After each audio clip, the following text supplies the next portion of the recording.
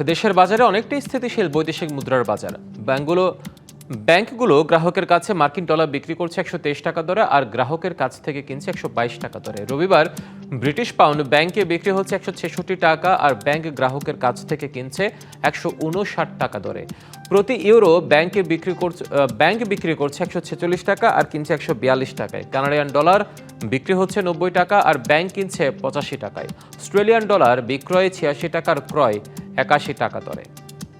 এছাড়াও দেশের ব্যাংকগুলোতে সৌদি রিয়াল বিক্রি হচ্ছে 32 টাকা 90 পয়সা আর ব্যাংকগুলো গ্রাহকের কাছ থেকে কিনছে 31 টাকা 50 পয়সা দরে।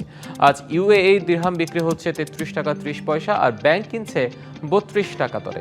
মালয়েশিয়ান রিঙ্গিত বিক্রয় 31 টাকা 50 পয়সা আর ক্রয় দর 30 টাকা। সিঙ্গাপুরি ডলার বিক্রি 97 টাকা ও ক্রয় মূল্য 94 টাকা এবং ব্যাংক থেকে গ্রাহক ভারতীয় রুপির কিনতে পারবেন 1 টাকা 30 পয়সা দরে আর ব্যাংকে বিক্রি করলে পাওয়া যাবে 1 টাকা 45 পয়সা।